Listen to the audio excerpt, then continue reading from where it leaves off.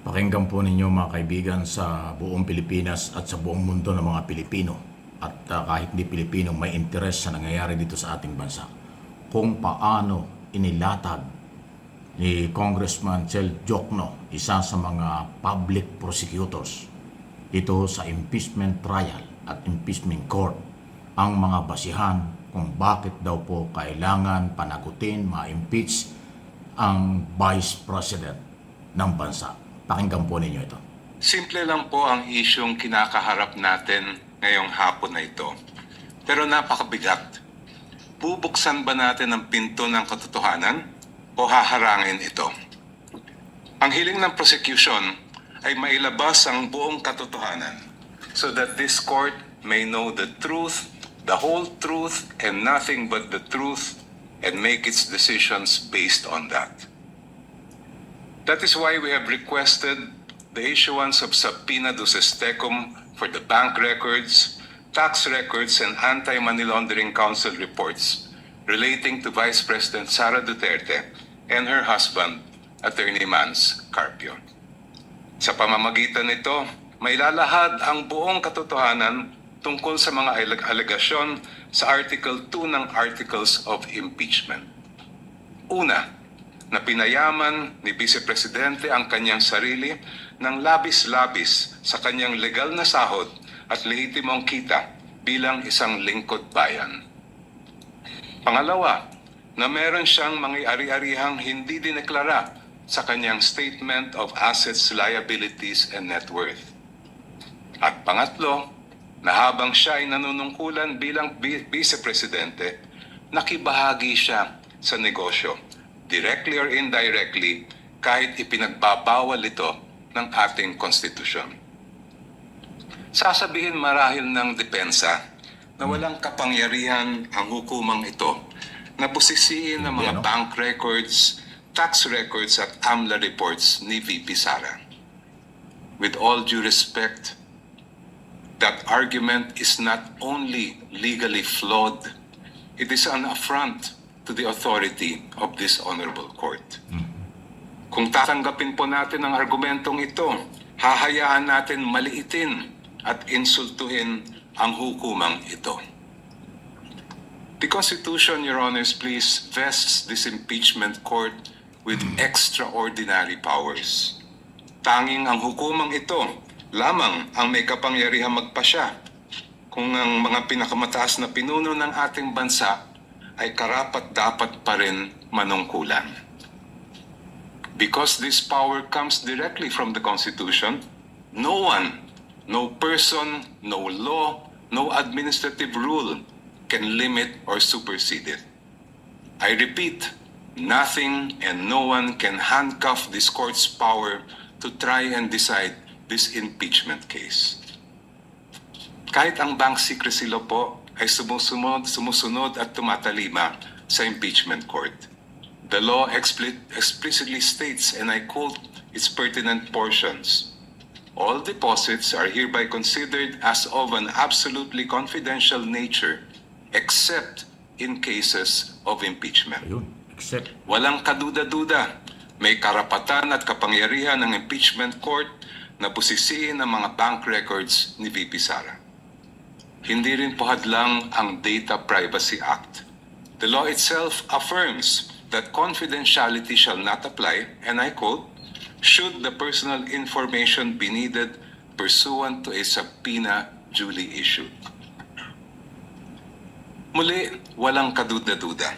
May karapatan at kapangyarihan ng impeachment court na ipasubpoena ang mga dokumento ni VP Sara Duterte.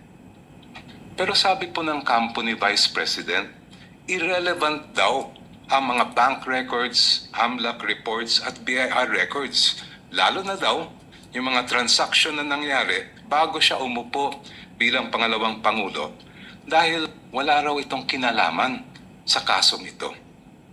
The prosecution respectfully but vehemently disagrees.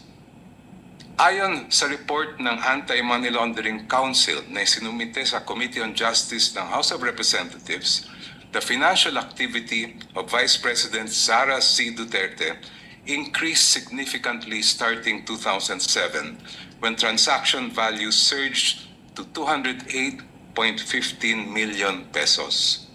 According to this report, which is marked as Exhibit P-2-7-8, I quote, "Financial movements intensified between 2009 and 2013 with consistently high totals exceeding 400 million pesos, including notable peaks in 2009, 704.93 million pesos, 2010, 648.58 million pesos, and 2011, 597.15 million pesos.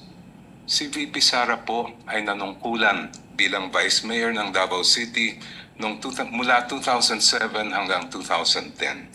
Naglingkod naman siya bilang Mayor ng Davao City mula 2010 hanggang 2013. From 2007 to 2013, ayon sa records ng AMLAC, lumampas sa 3 billion pesos ang kanyang financial activity. Wow. May kinalaman ba ito? Bilyon? Ito ba ay relevant sa Article 2 ng Articles of Impeachment, which alleges, among others, that VP Sara betrayed the public trust and culpably violated the Constitution when she amassed unexplained wealth manifestly disproportionate to her lawful income? Para sa prosecution, malinaw ang sagot. The Vice President's financial activity as Vice Mayor and Mayor of Davao City relates directly to the main fact in issue in this case, her fitness or unfitness to serve as Vice President. Let me explain. The framers of the 1987 Constitution added betrayal of public trust as a ground for impeachment, and I quote, "to include all acts which render the officer unfit to continue in office." For this honorable court to determine whether VP Sara Duterte is unfit to continue in office, it must have a clear picture of the respondent as a public servant. Kailangan makita ng publiko at ng mga senator judge ang tunay na kulay ng vice-presidente at larawan ng kanyang buong pagkatao bilang isang lingkod bayan. If she amassed staggering amounts of unexplained wealth while she was a vice mayor and mayor, doesn't that say a lot about her unfitness to serve as a vice president? Wow. Pakinggan po ninyo. Bahagi lang po yan ng paglalatag ni Congressman Prosecutors Jokno sa impeachment court. Mga basihan ng Article 2 sa impeachment court. Sa Article of Impeachment laban kay Vice President Sara Duterte. Di umano'y nagpayaman, maraming kayamanan, ang abuso sa kapangyarihan at iba pa na ang sinasabi ni Jokno malinaw na labag sa batas. At pati yung bank secrecy law ay hindi pwedeng pagtaguan sa kapangyarihan ng impeachment court.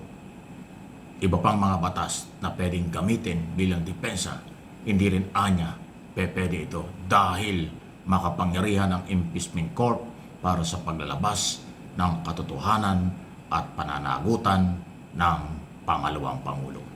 Anong inyong masasabi dyan? Please like and share, subscribe and follow.